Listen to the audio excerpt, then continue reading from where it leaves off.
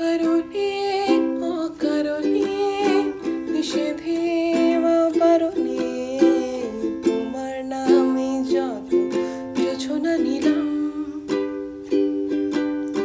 নিয়মে অনিয়মে দহনে বা ধারণে আমায় নিখোঁজ ভাব পাশেই ছিলাম।